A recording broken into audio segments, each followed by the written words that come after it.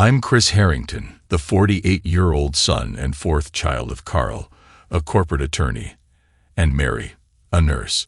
An earthquake-sized tremor nearly destroyed our family home when, at the end of my junior year of high school, I announced that I didn't want to attend college. My normally talkative parents were initially stunned into silence and then proceeded to make my life miserable. College was expected for the Harrington children, but Mom and Dad went behind my back and applied to 6 very good colleges and universities. I was accepted to all of them, which increased the pressure on my entire family to attend, except for my paternal grandfather, Pops Harrington. I had been working with my grandfather during my vacations since I was 13. Pops flipped houses long before the term flipped was used. He would buy a rundown home, usually owned by a long-retired couple, completely renovate and update it, and then sell it for a handsome profit. During the spring semester leading up to my junior year of high school, Pops helped me buy 2 fixer-upper houses. I spent the summer lining up contractors, electricians, plumbers, and painters, and making sure the work was done properly. 2 days before Labor Day, the unofficial end of summer, I sold the second house. While my friends spent the summer working minimum wage jobs, I split the profits with Pops and earned almost $8,000. I flipped 3 houses the following summer. Pops insisted that I find my own financing, although he agreed to co-sign the notes. At the end of the summer, I gave Pops 25% of my profit and was left with a bundle of cash that would choke the average 17-year-old. Although I was an above-average student and enjoyed learning, I knew college wasn't for me. I eventually came to a truce with Mom and Dad. We agreed that I would take a year off after graduating high school but would need to reapply to colleges, and as a family, we would decide if I would attend the following year. While my friends worked part-time summer jobs and prepared for their first year of college, I bought a used Ford F-150 pickup truck with 123,000 miles, a primitive cell phone, and started Harrington Construction. I contacted every real estate agent who would talk to me and explain the type of houses I was interested in purchasing. I committed to using them as the buying agent when I bought a home they recommended, and as the selling agent when the renovations were complete. That's how I met the Kelly sisters. Jan and Mickey were in their mid-20s and relatively new agents who had recently started in real estate after finishing college. They were associates in a local franchise of a top national firm. I was currently overseeing the renovation of 2 homes when I got a call. "Hello, Chris. This is Mickey Kelly. I found a house in West Hartford that looks like it meets your requirements. Would you like to see it?"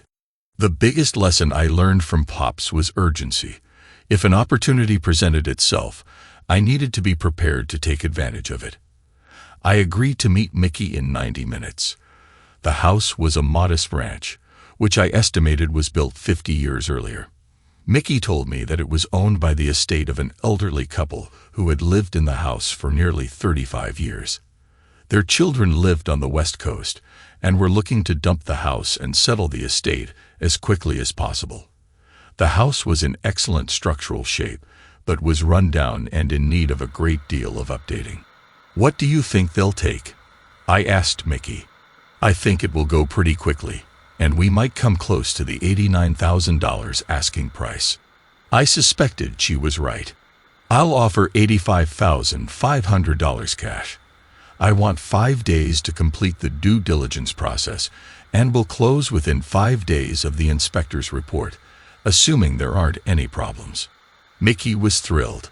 We went back to her office, wrote and signed the offer, and sent it to the listing agent. The offer was accepted, the inspector's report came back without any surprises, and we closed on the deal 1 week later. "Let's celebrate," Mickey suggested as we left the attorney's office after the deal was complete. "I share an apartment with my sister. It's less than 2 miles away. Let's go have a drink." I followed Mickey into her nicely decorated 3rd-floor apartment at the edge of downtown West Hartford. She let me open a bottle of Merlot and pour 2 glasses. We silently toasted, and each took a sip. "I hope you don't mind if we celebrate in other ways," Mickey said. Pops had taught me a great deal about the real estate business, including the fact that female agents were often grateful to work with contractors who might buy and sell multiple houses in a year. He often said, if I were younger and wasn't married to Grandma, I'd take full advantage of any bonus they offered. Mickey leaned in and kissed my lips. When she pulled back and saw the smile on my face, she leaned back in and pushed her tongue into my mouth. It was a very aggressive kiss. I held my wine glass in one hand and slid my hand down Mickey's back, patting her small, round, athletic bum and pulling her against me. We kissed and groped for a few minutes before Mickey backed away. She handed me her glass of wine, and with an ear-to-ear smile, we had wild sex. After that, I was only 18. Although I'd had a fair amount of sex, most experiences were fumbling and ultimately unsatisfying backseat romps with high school dates. I'd also become friends with benefits with 3 real estate agents, including a 43-year-old married woman who I credit with teaching me most of my sexual skills. Mickey, on the other hand, was amazing in her own way. I did have an affair with Mickey's sister Jen, who was also amazing. The next 5 years flew by. When I showed my parents my financial information after the first year, they agreed that I was doing very well. They were disappointed that I wasn't going to college, but could see my passion for the real estate business and supported me 100%. Starting my second full year in business, I was flipping a dozen to 15 houses a year. I was also actively looking for apartment buildings with 6 to 12 units. I'd fix each unit as tenants left and hold onto the property for the rental income. I quickly discovered that managing rental property was a royal pain in the rear. Not wanting to receive calls at 3 a.m. about broken toilets, I hired a real estate management company to handle my rental properties and all the associated problems. Mickey and Jen both got married within 2 months of each other. I was invited to both weddings and assumed that our playdates, including several threesomes with the sisters, were a thing of the past. I was 24 years old when Mickey and Jen invited me to dinner with their husbands. Their younger sister, Kate, was a recent college graduate and had been teaching at a Hartford area elementary school for 1 year. Kate had gone to school on a swimming scholarship and was stunning. She was taller than her sisters, standing at 5 feet 9 inches, weighing 135 pounds, with red hair and hazel eyes. Her athletic build was highlighted by long, trim legs and the most gorgeous hips ever. Even better than her physical appearance was her personality. She was smart, genuine, and had an easy laugh. I had a ball getting to know her over drinks and dinner, even though we were with her sisters and their husbands. I was thrilled when she agreed to let me drive her home to her parents' house at the end of the evening. We were approaching a Dunkin' Donuts shop when Kate suggested we stop and talk, since it was the first time we were alone. After getting our drinks, we found a table that afforded us a little privacy. "Listen," Kate started, "you seem like a nice guy, and under different circumstances, I think I'd like to get to know you. I'd like to get to know you too. What are your concerns? I know you've been friends with my sisters for a few years, and I know they're 30-something. I'm pretty sure they cheat on their husbands. How does that affect you and me? I won't ask if you've ever slept with either of them," Kate continued. "But if we dated, even if we went exclusive, you can't date my sisters. Deal?" I agreed. "You should also know that I'm not in my 30s. I have some experience, but I've only been intimate with men I've been in committed relationships with. The number isn't that high." Kate and I started dating. When I asked her out for the 4th time, I invited her to my home for a private dinner, and I was thrilled when she agreed. I picked her up at her folks' house, and I think she was shocked when I pulled into the parking area behind my home. I no longer lived in a condominium. Pops and Grandma Harrington had died within 3 weeks of each other 4 years earlier. They were incredibly generous to their children and grandchildren, leaving substantial properties from Pop's lifetime work. I inherited their old farmhouse on 73 acres in a small rural town just 20 minutes from Hartford. The acreage was filled with fruit trees, fruit bushes, and vegetables. The land was leased to a local farmer, and the income from the lease allowed me to support the property without investing my own money. It took me almost a year to decide to renovate the 30-year-old farmhouse and barn, and another 2 years to finish the project. When it was complete, I owned a beautiful home. The outside was neat as a pin and kept the distinct look of an old traditional farmhouse. The inside had been gutted, and several walls were removed, giving the house a modern, open look. I'd also renovated the barn, pouring a concrete floor and converting it into a giant garage and storage area. The back corner was turned into a gym, and the second-floor loft was converted into a modern office, now home to Harrington Real Estate and Construction. In truth, the office was my man cave. My company only had one employee, me.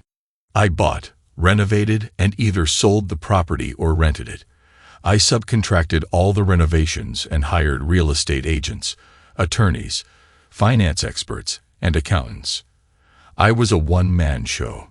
Kate was impressed when I gave her the grand tour. I think she was also impressed with the lasagna, asparagus, and salad I served for dinner. We ate on my backyard patio, drank wine, and talked until the candles burned out. "Can I ask you something?" I said. Kate nodded and said, "Sure. I'm enjoying getting to know you, and I want to spend more time with you." I continued. "I don't have any interest in dating anyone but you. Would you consider being exclusive?" The smile on Kate's face slowly disappeared, and I was crushed when she said, "I need to think about it." Slowly, the smile returned. She laughed and said, "I've thought about it long enough. It's about time you asked." She jumped into my lap and kissed me. It took nearly 45 minutes to make it to my king-sized bed on the second floor of the house. We slowly kissed, touched, and undressed each other the entire time. When we finally fell onto the mattress, wrapped in a hug, I was the happiest man alive. I'll admit that my only concern was that I might compare Kate to her sisters and be disappointed in the quality of sex. After a very exhausting night that included both sex and making love, I knew I'd found the right sister. She loved sex just as much as her sisters, but wanted an exclusive relationship. Shortly after, Kate and I got engaged. Her dad called and asked if we could meet for a beer. Her parents and I were friendly, but we didn't completely click. George and I met the next day, and as usual, he got right to the point. "Chris, I like you a lot, but I think it's important that you and Kate sign a prenuptial agreement. Have you talked to Kate about it?" George answered, "Not yet, but I will." He pushed a manila folder across the table and continued, "I had my lawyer put this together." The prenup was only 2 pages and basically stated that in the case of divorce for any reason, Kate and I would keep all the assets we brought into the marriage. Kate would keep all acquired assets from her current job and any future jobs, and I would keep all the assets from my business.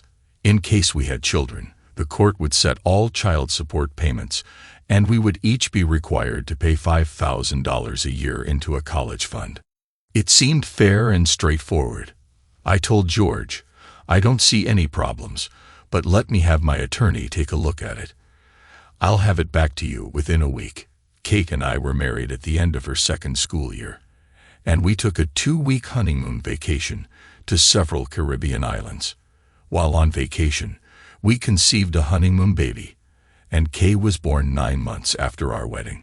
Our second daughter, Kara, arrived 16 months later, followed by the baby, Carla, 2.5 years after. Life was mostly good. In addition to her teaching responsibilities, Kate went back to school for her master's degree in education along with a certification to be a school administrator. It was a rough 3 years, and it always seemed that Kate and I were going in opposite directions. My business was doing well. With advancements on the internet, I was able to shift the direction of my company. I got out of the renovation side of the real estate business and instead used online access to search for distressed vacation properties along the northeast coastline and in ski country in Maine, New Hampshire, Vermont, and upstate New York. When I found an appealing property, I conducted the usual due diligence, bought the property, and immediately sold it to someone who wanted to renovate it, In real estate terms, this type of transaction is known as a wholesale flip. I obviously wouldn't make as much money on each flip, but instead of 12 to 15 regular flips a year, I was completing 75 to 100 wholesale flips. I continued to invest in residential apartments and currently owned 18 buildings with a total of 124 units. Because I had an above-average reputation within a challenging industry, I also became a partner in an investment group that loaned money to flippers. It was one of the top companies of its kind in the Northeast. The most interesting part of the change in direction for me and my companies was that the amount of time I worked on a daily basis dropped. Instead of 60-hour work weeks, including traveling from renovation project to renovation project and locating new projects, my new responsibilities required between 20 and 30 hours per work week. I was able to devote more of my precious time to my family. An average workday consisted of getting up at 4 a.m. and exercising for an hour. I get my loving wife and kids up to the smell of a formal breakfast every morning and have a healthy homemade lunch prepared for them to take with them. I kissed my wife and kids goodbye and watched the kids catch the school bus each morning.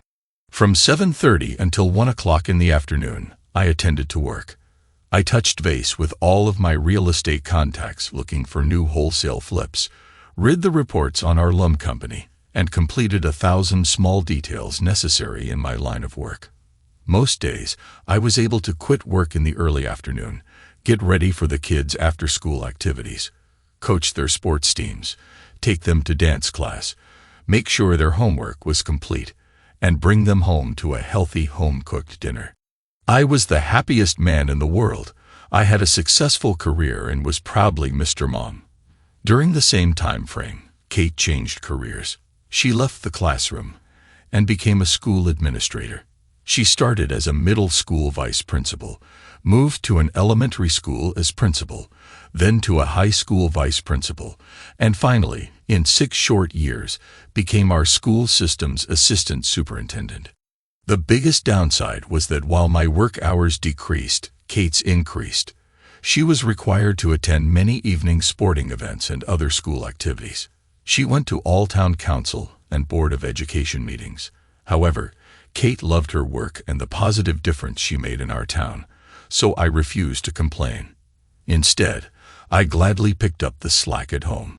Even with our complicated lifestyle, Kate and I made time to be together, both in and out of the bedroom. As we passed our 12th anniversary, Kate and I were having sex 3 or 4 times every week. The only real challenge to our relationship started a number of years earlier. During our 3rd year of marriage, Kate and I were celebrating Valentine's Day at our favorite local restaurant. We had just started dessert when Kate said, "I'd like to ask you something, and I'd like you to keep an open mind." I'll admit that I was a little annoyed at her words and tone, and I responded, "When have I ever been closed-minded with you?" Kate rolled her eyes and said, "I just think there's a chance, a small chance, that you'll get upset. So, after making reservations at our favorite restaurant and giving you a diamond pendant to celebrate Valentine's Day, you decide that it's a good time to talk about something that might upset me. Great. Go ahead." "Oh, for heaven's sake, Chris," Kate said. "I said there was a small chance you'd get upset." I waved before Kate could continue her rant. "Just tell me what you want to talk about." Kate stared at me for close to a minute before she continued. "Mickey and Jan have been going on a 5-day cruise every spring. We've picked a cruise during my school spring break. I'd like to go this year." I laughed and said, "Why in the world would that upset me? It sounds like a great idea. Where are we going?" Kate's initial smile turned to concern as she said, "No, you don't understand. We're planning a girls' week away." My eyes never left Kate's as I reached for my wine glass and took 2 small sips. After placing the glass back on the table, I asked, "What exactly are you asking me?" Kate looked bewildered and said, "I don't understand your question. You started this conversation by asking me if you could ask me a question. What's your question, Kate? What are you asking me?" Kate took a moment to collect herself and said, "Well, I guess I'm asking if you're okay with me going. My smile grew as I responded, "That's easy, no. I'm not okay with you going. And I am amazed that you have to ask. What's the matter with me going away with my sisters?" Kate was clearly annoyed. I was stunned. I shook my head and responded, "As you well know, Mickey and Jan are 304s. They were 304s 5 years ago when we started dating. As you pointed out, they're 304s today after each was divorced for cheating. Your sisters are each homing devices for heat-seeking men, and you know it. That's what the matter is with you going without me. So, you don't trust me. That's not the question we're discussing. You asked if I was okay with you going away to dance, drink, and lay around in bikinis on a week-long cruise with your 304 sisters. I'm not okay with that, and never will be." Kate took a few moments to calm herself before she said, "You can't tell me I can't go." "Once again, sweetheart, that's not what we're discussing. We are discussing my feelings about you leaving your family to go on vacation with your 304 sisters.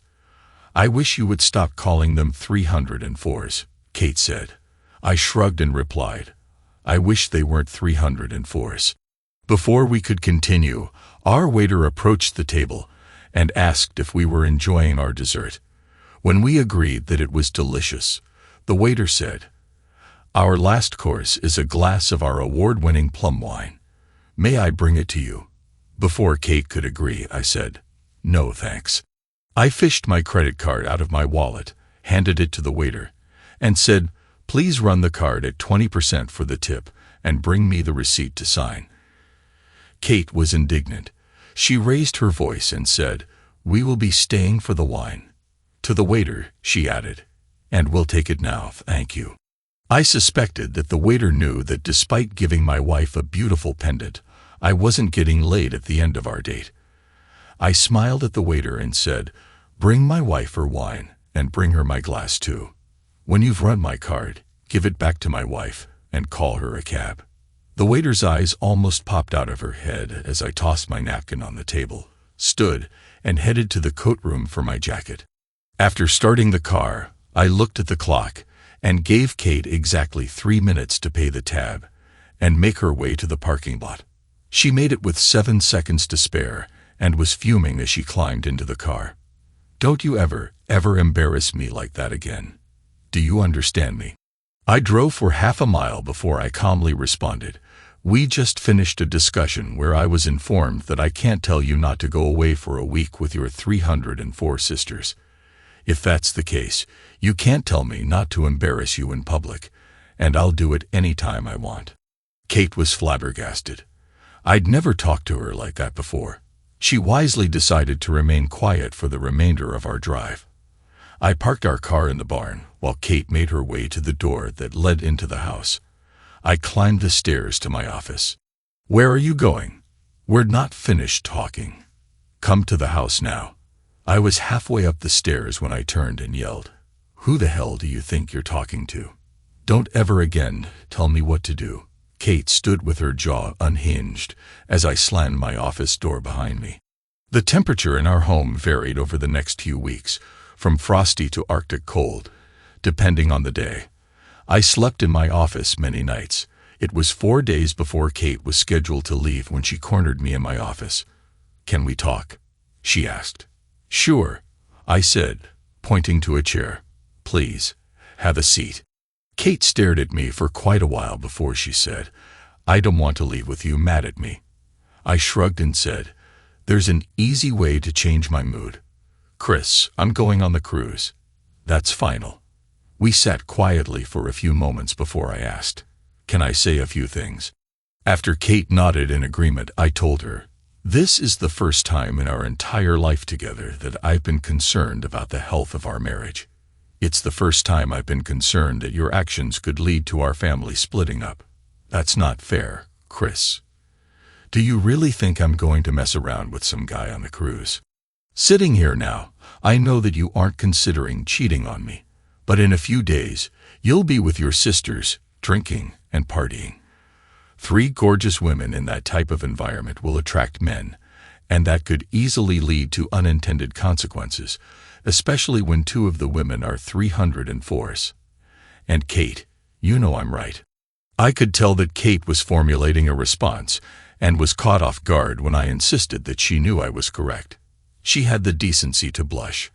I continued, you need to understand that I'm concerned about a lot of things, not just sex. Are you going to kiss any men? Are you going to hold hands? How about slow dancing with his hands on your hips or allowing a man to spread sunscreen over your body while you lay by the pool? Chris, you're being ridiculous. I'm not planning on doing any of those things, but even if they happen, those things aren't that bad. I think my smile unnerved Kate. I asked, why aren't you planning on doing any of those things? Because a married woman shouldn't be involved with a man in that way. But if a drunken mistake happens, it doesn't in any way mean that it should lead to divorce. I shook my head and said, we keep going around in the same stupid circle. You have not considered my very strong feelings and concerns about this trip. If I find out that you have acted in an inappropriate manner, I will not consider your feelings. I'll do what's best for me and my daughters, up to and including divorce. I can't believe that you're talking about divorce. I can't believe that your decision to go on this vacation has led us to talking about divorce. Listen, I continued, I've accepted that you'll be taking this trip. I obviously don't like it, but I accept it. I hope you and your sisters have an enjoyable time. But I want you to understand my concerns and know without fail that if you cross the line and do something inappropriate, and I find out, I'll throw you to the curb in a second. I was surprised when tears streamed down Kate's cheeks. She jumped from her seat, walked to my office door, and over her shoulder shouted, I'm not planning on doing anything wrong. On the morning of Kate's departure, we were sitting around the kitchen table. The leftover scraps of a waffle breakfast were the only evidence left from our delicious meal. Kate was asking the girls about their plans for the week when the kitchen clock hit 8 o'clock in the morning. Kate looked at me and said, we need to get going. I told Kate that we'd pick up Mickey at 8:30 and Jan at 9 o'clock. Of course, you're driving us to the airport, Kate. I've got conference calls scheduled for 8:30, 9 o'clock, and 9:45. I'm going to my office. What the heck's the matter with you? What kind of husband doesn't drive his wife to the airport? I was halfway to the kitchen door when I answered, the kind of husband who won't support this vacation in any way. Then, turning to the girls, I told them, please clean off the table and counters before you turn on the TV. The next 9 years flew by. Kay had just turned 13. Kara was 11. And Carla was 8. I continued to love the responsibility of being Mr. Mom and being the primary caregiver to the children. Kate appreciated my efforts, as it allowed her to continue as a top administrator in our town school system, as well as hold posts on several state of Connecticut and national education boards. I was incredibly proud of my wife, while also enjoying the close bond I had formed with my 3 daughters. It was a Friday afternoon during the last full week in April. Kate had returned 2 weeks earlier from her 9th spring vacation cruise with her sisters. My phone was muted, and I was listening in on a conference call I wasn't scheduled to contribute to, only listen. I was standing by the open office window, enjoying the warm spring breeze, when Kate's car sped into the driveway, closely followed by her sister Jan's car. Kate jumped out of her car, and Jan and Mickey climbed out of the other car. I heard Jan ask what was so important. Kate shushed her sister and said, let's talk in the kitchen. I don't want to take the chance that Chris will hear us. This sounds like it's more important than my conference call, I thought as I disconnected my phone. Almost immediately, I punched the home security app on my cell phone and navigated to the camera in our kitchen. I watched as the women came through the back door.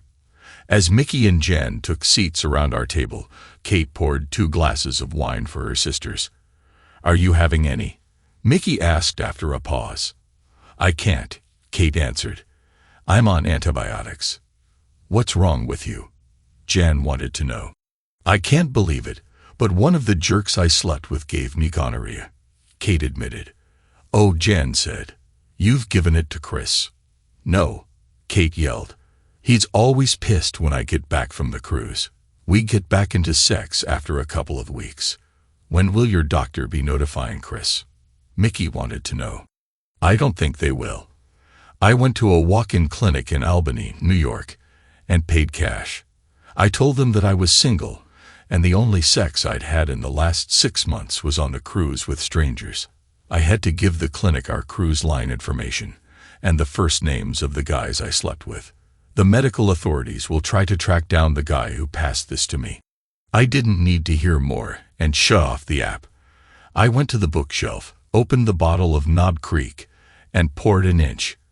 After sitting behind my desk and taking a healthy sip, I realized that I'd been preparing for this moment for a decade and had already thought through the tasks necessary to end my marriage to Kate. I was sad, almost dead inside, but I was determined to look out for myself and my children. I called my personal attorney and told him to start a divorce petition. I wanted the prenuptial agreement enforced. I wanted the house as I'd inherited it from my grandfather. Most importantly, as the primary caregiver, I insisted on full custody of my girls. My attorney agreed that the custody issue shouldn't be a problem. I instructed my attorney to file the divorce papers using irreconcilable differences, but to have a second set of divorce papers prepared that listed infidelity. I wasn't worried about splitting our banking accounts. Early on, my attorney advised Kate and me to keep separate accounts in case my business failed. We each contributed equally to the household budget on a quarterly basis, but kept the remainder of our finances under our own names. I did cancel 2 joint credit cards and paid off the balance using our household budget account. 30 minutes after hearing the fateful conversation, I grabbed the rest of my drink and headed to the kitchen. The girls' conversation died down as I came through the door. Kate looked at me and asked, "Bad day, honey?" I sat at my spot at the far end of the kitchen table, nodded, and said, "Yeah, real bad." The group looked on with interest as Kate asked, "Do you want to tell us about it?" As I was thinking about my response, we heard Kate coming through the front door. Her best friend's mom had given her a ride home from middle school. Kay skipped into the kitchen, hugged her mom and aunts, then circled the table and wrapped her arms around my neck. Kate hadn't seen her aunts since they had left on their most recent cruise. Kay filled her aunts in on her school and sports activities. They teased her about a boy who had a crush on her. I looked around the table, and everyone but Kate was absorbed in the conversation. Kate looked at me with a worried expression. A few minutes later, we heard the school bus stop in front of the house, and soon after, the front door crashed open. Kara followed, and Carla ran into the kitchen. Seconds later, after another round of hugs, Mickey and Jan started quizzing their 3 nieces about their recent lives. As a group, we laughed and talked for well over an hour. When things started to get quiet, and I suspected that Jan and Mickey would make an excuse to leave, I said, "I'm calling a family meeting."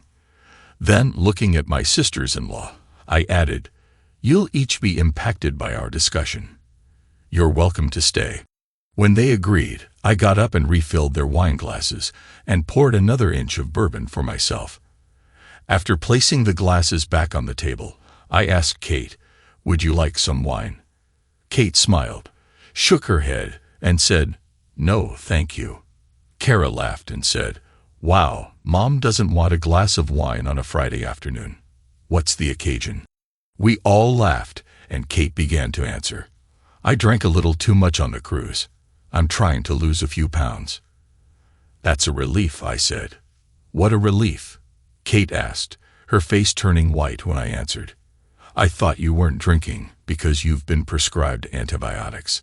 The girls turned to Kate, and Carla asked, "Are you sick, Mom?" Kate quickly answered, "No, of course not." Everyone turned to me. I took 2 deep breaths to calm myself and turned to my girls. I told them, "Your mom just lied to you." "Chris," Kate screamed, "your mom is taking antibiotics for a disease called gonorrhea. It's a sexually transmitted disease. Your mom got gonorrhea when she cheated on me while on her cruise with her sisters." "Girls, your father is lying. Go to your room immediately," Kate ordered. No one moved, except for the girls who turned their heads in my direction.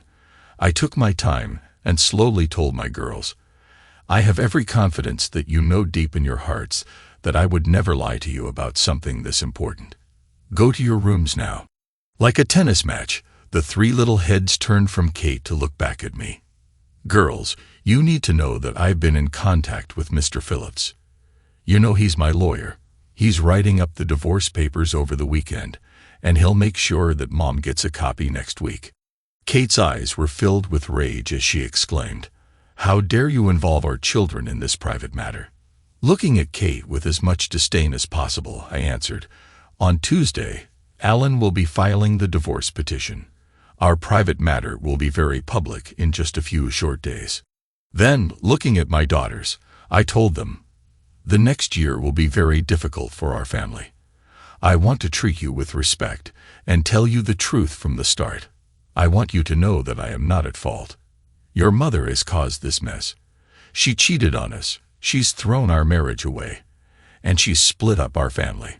As I watched every reaction from my daughters, I wasn't surprised by the tears and sobs coming from Kara and Carla. I was surprised by the lack of emotion in my oldest girl. She seemed determined as she said, Dad, I want to tell you something important, but I'm afraid you'll hate me. I reached past my sister-in-law, Jen, and took Kay's hand in mine. Hating you isn't a possibility. I was confused when Kay broke down crying. She turned and looked at Kara. When Kara nodded in silent agreement, the two girls hugged and cried together. Look at the mess you made. How dare you upset our family like this? Kate said. I was closely watching Kay and Kara as Kate spoke. Her words didn't impact the girls. Instead, Kay calmed herself and said, 2 years ago, after Mom came home from her cruise, she was sitting right here with Aunt Jen and Aunt Mickey. We were upstairs in Kara's bedroom. Kay pointed above her head, indicating Kara's room, and continued, I heard Mom, Jen, and Aunt Mickey talking through the vents. They laughed and bragged about who had the most sex on the cruise. They described some really gross things that I remember word for word, but I don't want to repeat them. I remember everything too, Dad, Kara chimed in. Sorry I didn't tell you, Kay added.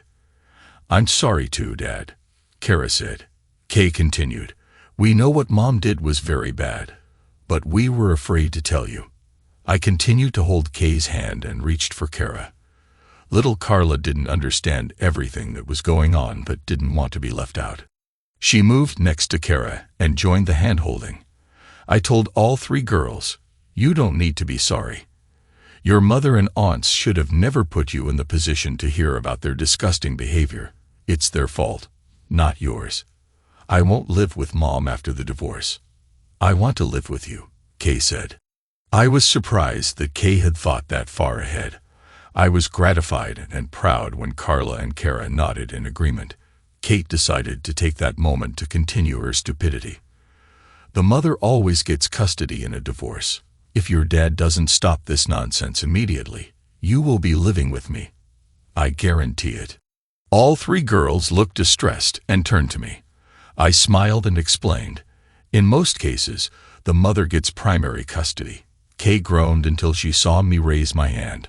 I continued. They are given custody because, in most cases, the mom is the primary caregiver. Let me ask you a few questions. You don't have to answer out loud. The girls nodded for me to continue. Who makes you breakfast every day? Who packs your lunch for school and cooks dinner? Who does the grocery shopping each week? Who is home with you every evening while your mom is at her meetings? Who takes you to the doctor for your annual physical or when you're sick? Who coaches your sports teams and volunteers to chaperone school field trips? Who takes you to dance class and theater rehearsal?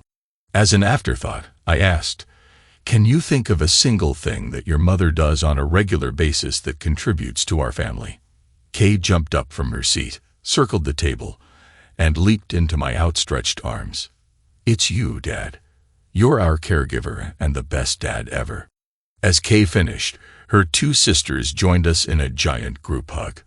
I waited until we were calm and then said, Go to your rooms, girls. Your mother and I need to talk. I received 3 juicy kisses on the cheek. The girls ignored Kate, Jan, and Mickey as they headed out of the kitchen. They were leaving when I instructed, "Girls, I don't want you eavesdropping. Please go to Carla's room."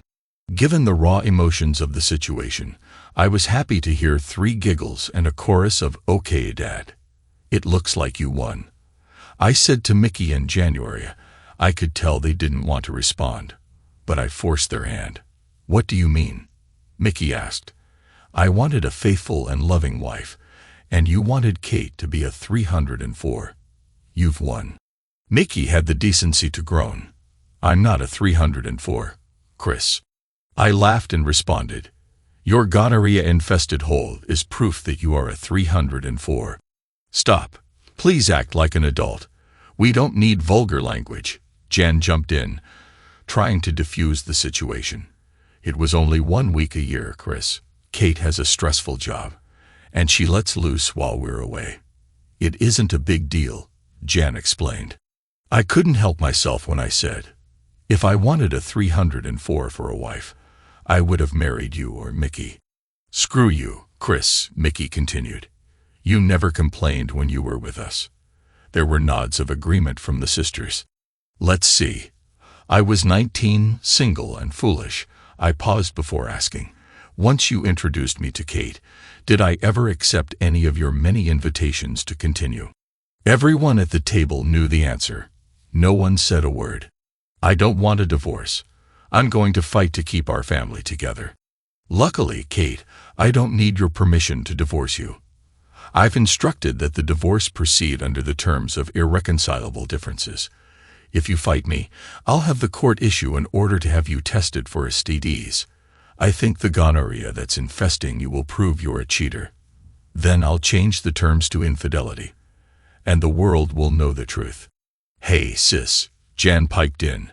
"We're going to get out of here and give you two some privacy."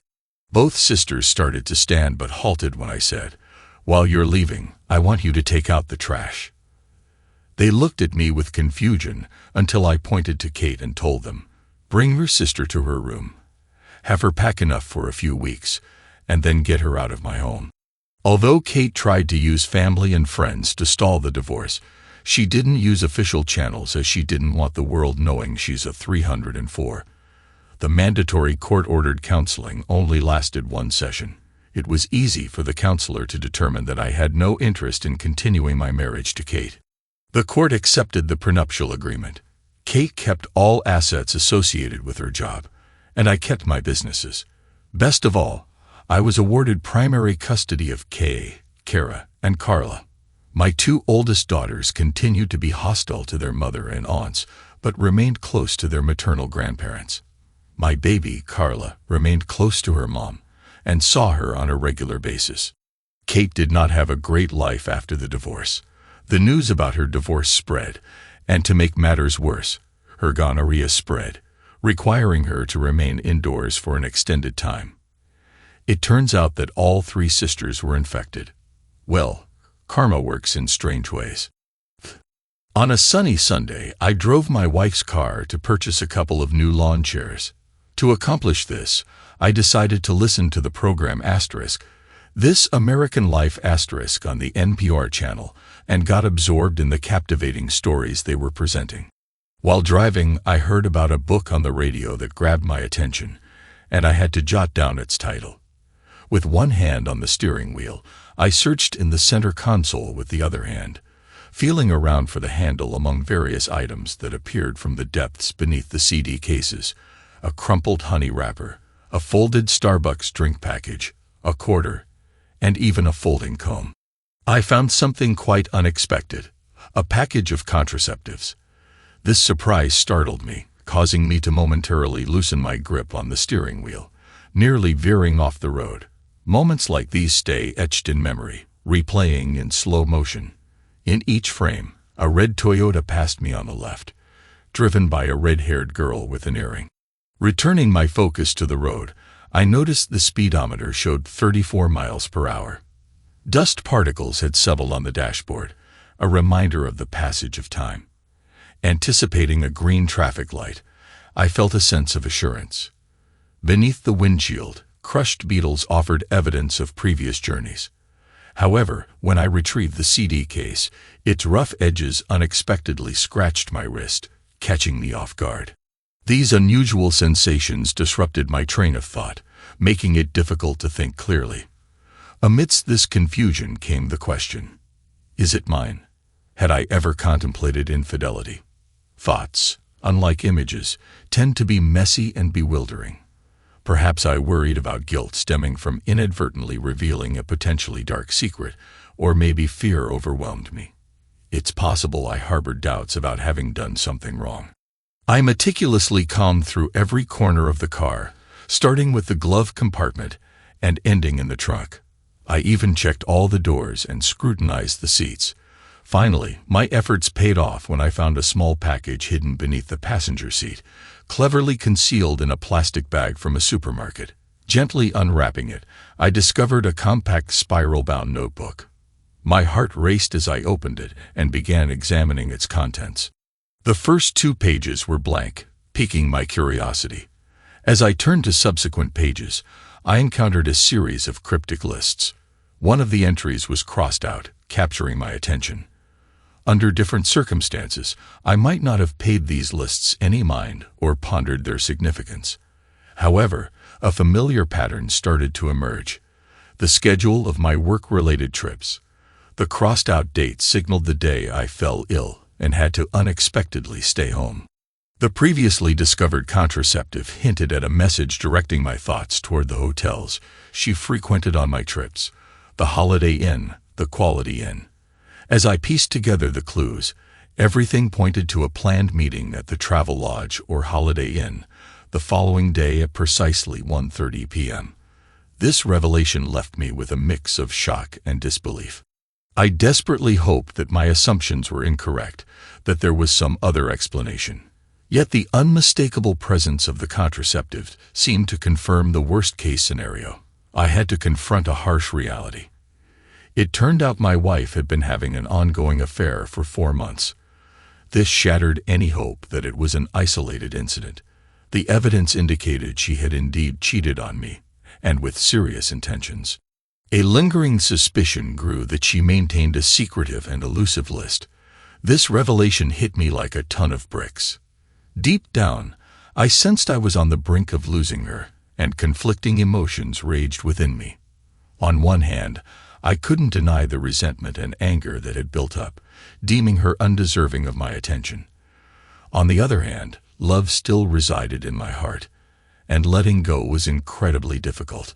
The daunting task of confronting her lay ahead, and the thought of facing this painful truth filled me with fear. Questions swirled in my mind. How could I move on?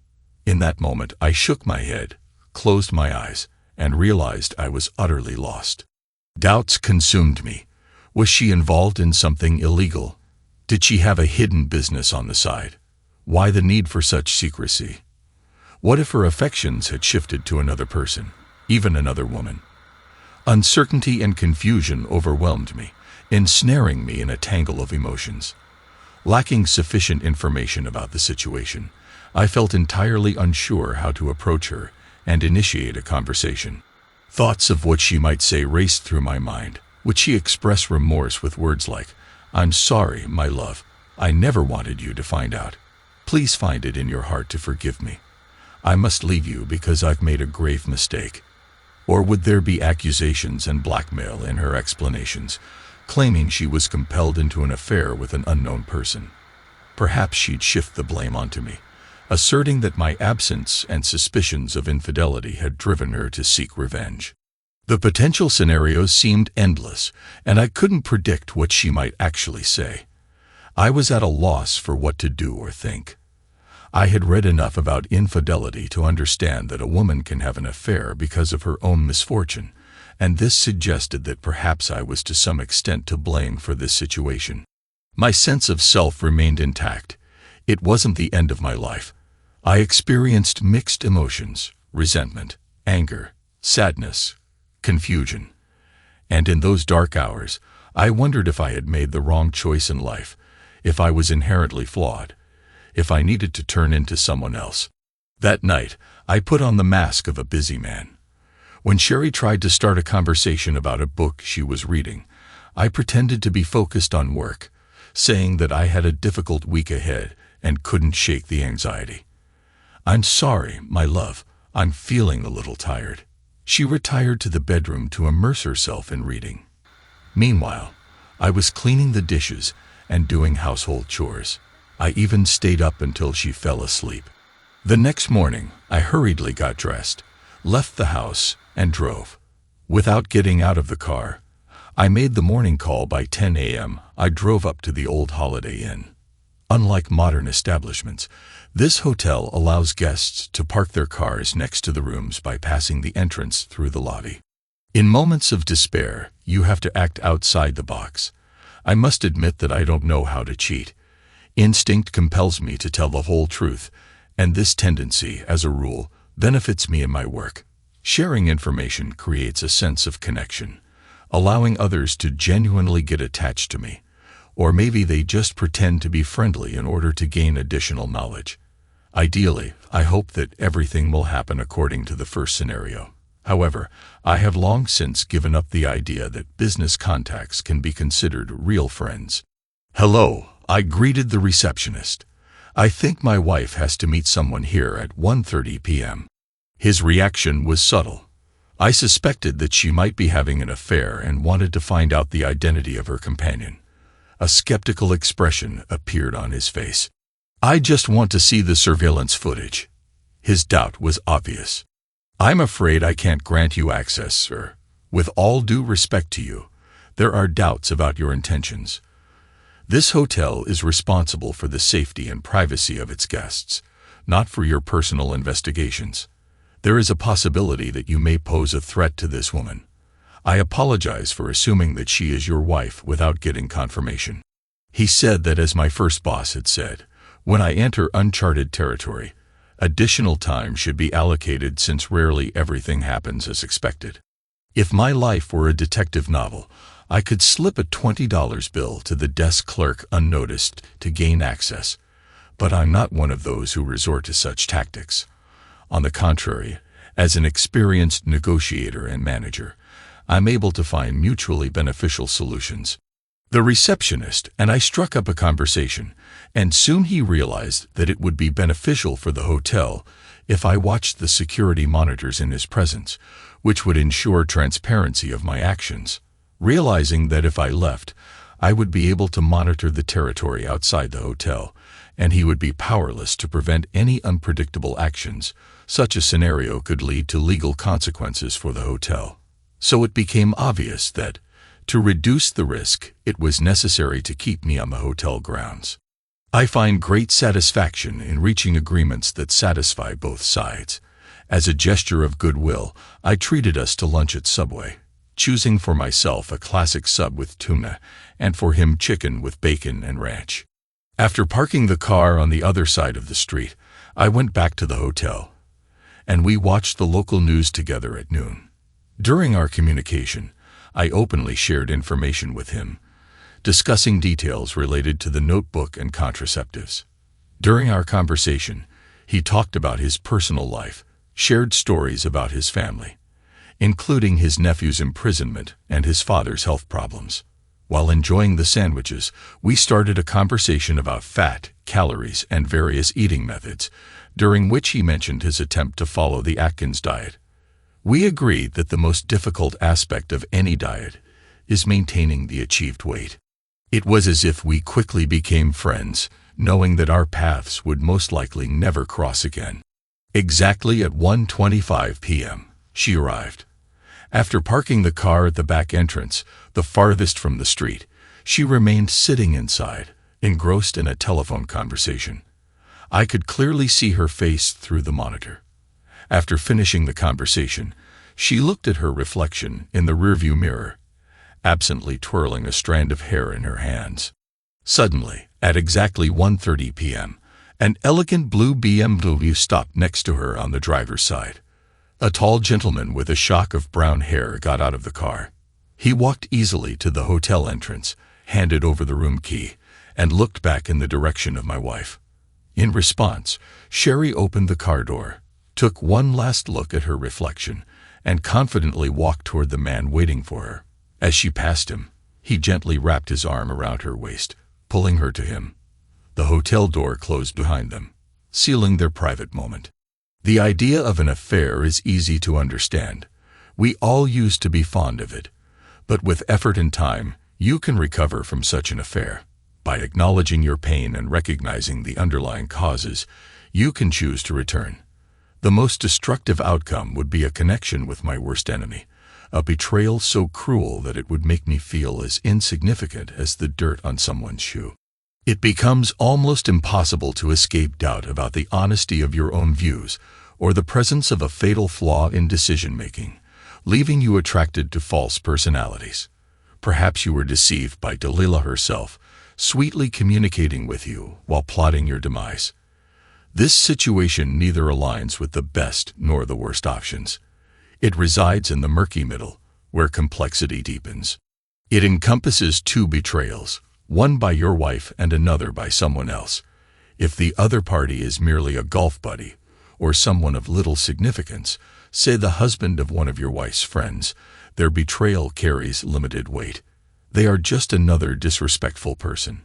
However, if this person turns out to be your father or brother, a close family member, their betrayal might hurt even more than if it were your wife.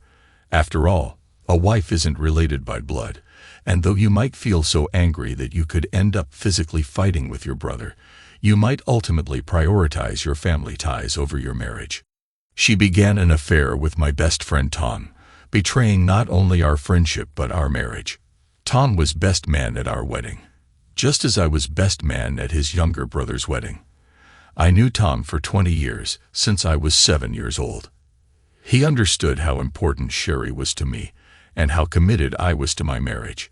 This betrayal deeply hurt me, and weakened our once strong relationship.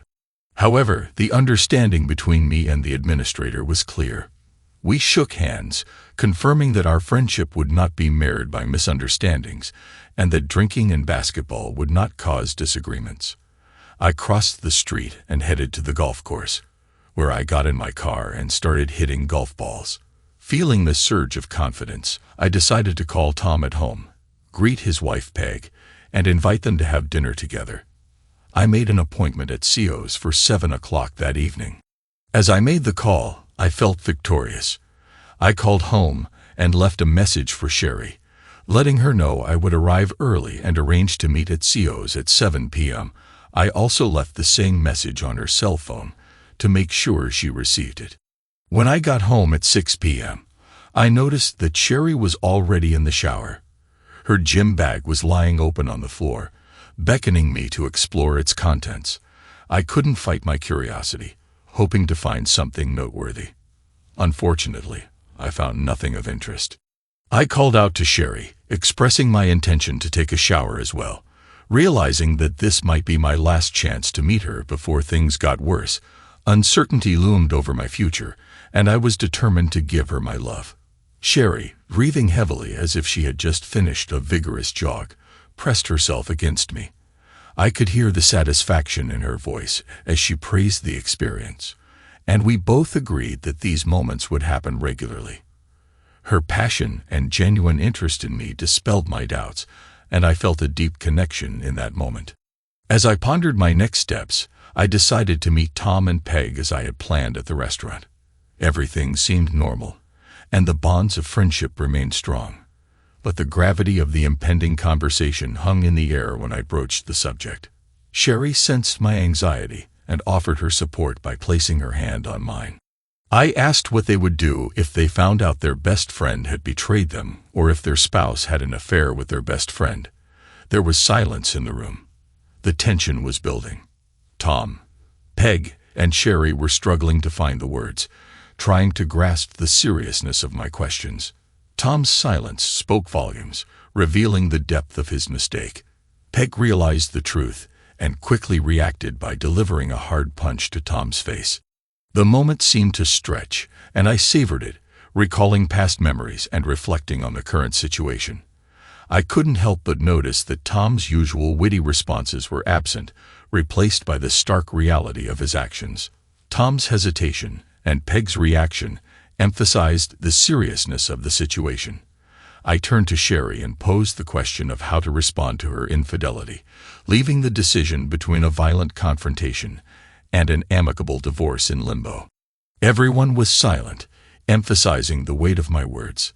Tom realized the seriousness of his actions, and Peg understood it perfectly well. Tom began to explain, but no sooner had he finished his sentence than Peg intervened, delivering a powerful punch to his face.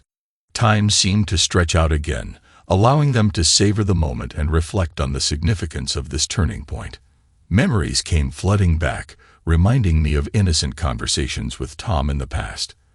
I imagined us playing ball and battling the chilly wind behind a sturdy oak tree.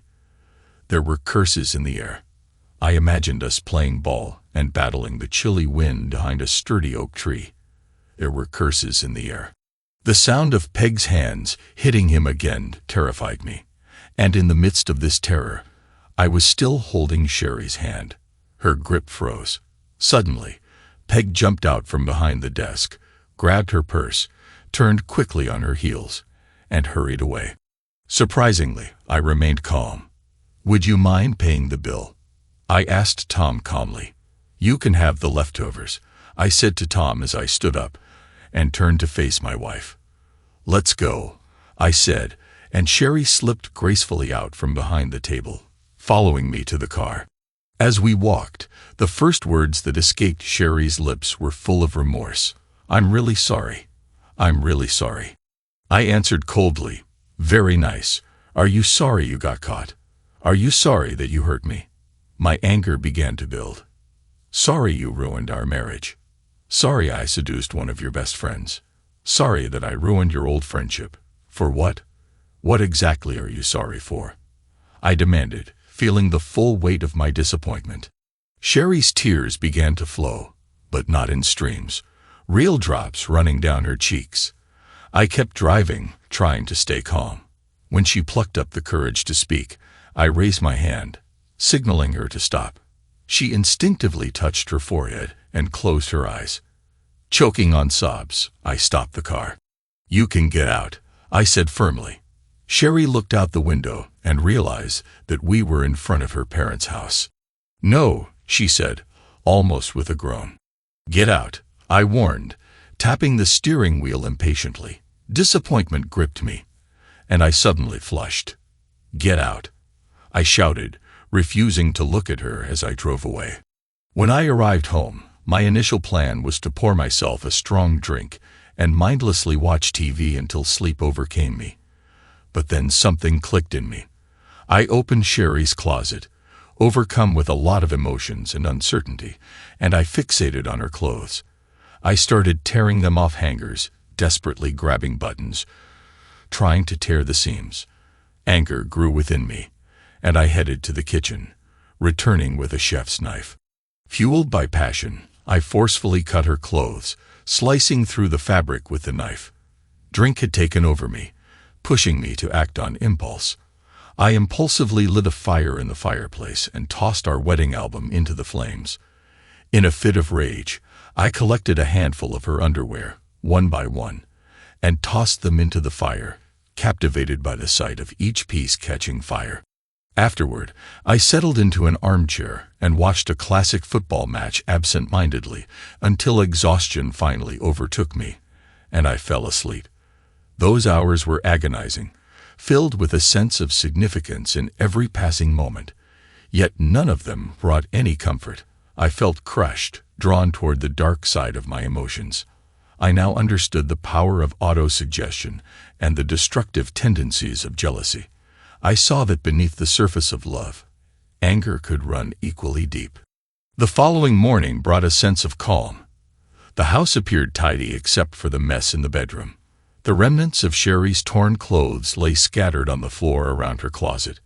I left them there, by the fireplace, with the charred remains of our wedding album, burned bras, and the remains of my nightgown. My mind felt empty, devoid of coherent thoughts, driven by anger. I went to take a shower, letting the water cascade over me. In that moment, memories of our intimate moments from the previous night flashed through my mind. I realized that my life had undergone an irreversible change, yet strangely, I didn't feel strongly about it. In light of recent events, I decided to have a direct conversation with Tom about our situation. I called him on his mobile phone, and to my surprise, he answered and immediately apologized. He admitted that it all began as harmless flirting that spiraled out of control. He assured me that there was nothing more to it, but he did confess to running into her at the mall once, and from there, things escalated. It was an impulsive mistake he deeply regretted. Listening to him, I sensed that he wanted to say more, so I patiently waited. It became clear that neither of them had intended for Peg and me to find out about their affair, but they couldn't resist their attraction, and it continued despite their guilt. In that same moment, a decision solidified within me. I knew exactly what to do in this situation. Tom, our friendship is over because of this. I don't care what happens between you and Peg. You're out of my life completely. You no longer exist in my world. Goodbye, Tom. With those final words, I abruptly ended the call while Tom was still speaking. At that moment, when Tom genuinely expressed his regret for hurting me, I felt the sincerity in his words. He had succumbed to his own weaknesses and chosen the wrong path. The betrayal ran deep, and it was clear that our friendship could not be salvaged. I was left to fend for myself because Tom had chosen to betray me. Without informing Sherry's parents, I headed to their house. When I knocked on the door, her father greeted me with a sad and anxious expression. "How's she holding up?" I asked, concerned, as I stepped onto the porch. He partially closed the door behind him and let out a heavy sigh. "She told us," he admitted, his voice tinged with darkness. "You know she loves you, right? You should know that." He searched my eyes for some sign of understanding, shaking his head. "How foolish she is. It's unbelievable that I resort to such derogatory expressions when it comes to my own daughter. Foolish. I can't believe I'm saying these words about her, but it's foolish." The meaning was clear despite his scattered thoughts. He was fully aware of what he was saying. Sherry made a mistake, a significant one, but still just a mistake. With effort and time, we can get past it. Foolish, so foolish. The name-calling might persist, but we have to overcome it. "Can I come in?" I asked Sherry's father. "My foolish daughter is in the kitchen." As I sat down at the kitchen table, I struggled to find the right words. Sherry looked pale, her eyes swollen from crying. Her mother stood silently beside her, and her father sipped water from a glass in small sips. Finally, I took a deep breath and outlined my decision. "Here's what I've decided," I began, and Sherry nodded, her face reflecting the pain I had felt the day before. "I'm going to file for divorce. There's no point in discussing the possibility of saving this marriage. The weight of your betrayal hangs in the air. You betrayed me, our marriage, and everything I believed in. You've caused me immeasurable pain, and I doubt you'll ever fully grasp the extent of what you've done. I know you love me, and it's because of that love that I'm choosing to divorce you. I want you to feel the pain of losing me and live with that burden." In a moment of emotional turmoil, she made a guttural sound. It's really unsettling how similar the sounds we make in moments of pain are to the sounds of pleasure. But let me clarify. My further intentions are you listening, Sherry? I asked, seeking some form of acknowledgement. Sherry didn't respond verbally but lowered her head in silent agreement. "As soon as the divorce is finalized, and that won't happen quickly, we can consider the possibility of rekindling our relationship. But there's one condition. You must prove that you're a good person, and then we can start dating again." I looked into Sherry's eyes, recognizing the sadness and pain etched on her face. "I want you to understand that I once loved you, and now I'm giving you the opportunity to make me fall in love with you again. But know that I'm not going back. This marriage is now history. If you truly love me, you'll do your best to win me back." Sherry nodded, her lips tightly pressed together as she contemplated the weight of my words. During the divorce, Tom was no longer considered my friend, and I hardly spoke to Sherry. We sold our apartment, and Sherry moved back in with her parents, while I searched for a new apartment. I ran into her father only a few times, and our conversations were casual and superficial. I didn't inquire about Sherry, but in these brief meetings, I made it clear that our agreement still stood. The divorce was officially finalized in just 4 months, a little less time than Sherry had spent in an affair with Tom. Peg reached out to me twice after the restaurant incident, but I told her about the divorce from Sherry and made it clear that I would only consider rebuilding our relationship if she distanced herself from both Tom and her own actions. To my surprise, Peg didn't attempt to contact me again. Instead, through mutual acquaintances, I learned that she and Tom sought counseling for their relationship. Meanwhile, I embarked on a vacation filled with adventure, engaging in activities like hiking and rock climbing in Chile. I thoroughly enjoyed it as physical activity served as a therapeutic escape, clearing my mind completely. Upon my return, I found a message from Sherry on my work answering machine inquiring about our conversation. As I rode in a taxi home from the airport, I decided to call her. I dialed her number and greeted her with a casual hello. The whole affair with infidelity and divorce had forced me to be more directed in my actions. I wondered whether she would call me after informing her of my recent return to the city. I asked if we should continue the conversation, propose meeting, and asked when she would be available. "What are you doing this afternoon? Would you like to grab a drink?" I suggested. When I arrived at the agreed-upon location, I saw her waiting in a booth, placing a glass of water in front of her. I took a seat and joined her. Our eyes met, and I nodded in greeting. I chose not to waste words, getting straight to the point. "Shall we discuss this further? Is there anything you want to say or suggest?" I asked, genuinely interested in her intentions. "I want to give this a chance," I added, emphasizing my desire to move forward. Curious about her own desires, I inquired, "What do you want?" Leaving no room for ambiguity, I sensed the tension building within her. She closed her eyes for a moment, seemingly pondering her next words. "Should I apologize? What should I do?" she finally asked, seeking guidance on the way forward. "I should also mention that I'm expecting a baby," she whispered, her words causing my eyes to immediately fall to her stomach. It became evident that her dress was deliberately loose, probably to conceal the pregnancy. The problem was I didn't know whose child it was. After this revelation, Sherry began to cry. I was in such shock that I couldn't find any words. I silently took her hand and escorted her to a clinic for a DNA test. I was too bewildered by this unexpected news to think rationally. "Does Tom know about your pregnancy?" I asked in a trembling voice as we drove to the clinic. She replied that Tom had ignored her message about the pregnancy. I was ready to explode with anger at that pathetic excuse for a man. We remained silent for the rest of the journey. After the DNA test, I took Sherry back to her parents' home, and I awaited the results with a sense of anticipation. Almost all night, I lay awake, unable to sleep, tossing and turning in bed. In the afternoon, I received a call from the clinic informing me that the DNA test results were ready. I quickly hopped into my car and drove to the clinic, and what I discovered was incredibly distressing. I was not the father of the unborn child. I sat in the car for about an hour, overcome with sorrow and tears. "It's all settled now. Sherry and I can't be together anymore." I conveyed this news to her via a text message, also attaching a photo of the DNA test result. After sending this message, I received numerous calls from Sherry, but I didn't want to engage in conversation with her or see her again.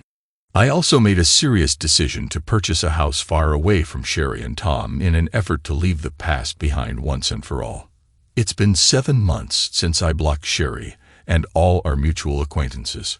I bought a small house and try my best not to dwell on the past with Sherry. My work and involvement in sports helped me with this. I have a girlfriend with whom I spend weekends away from work, and we have a great time together, but I'm not looking for anything serious at the moment. Recently, I learned about Sherry's and her child's fate from my parents, and it brought me to tears. Following my message, Sherry became hysterical. which eventually led to a deep depression. She even refused to eat and spent entire days in bed. Due to this emotional breakdown, she gave birth to a premature baby girl who was diagnosed with Down syndrome. Now Sherry is raising the child on her own, living with her parents, who assist her with everything. Thanks to everyone who took the time to listen to today's stories. If you enjoyed it, please consider liking and subscribing if you haven't already. Feel free to share your thoughts on the events in the comments below. Take care.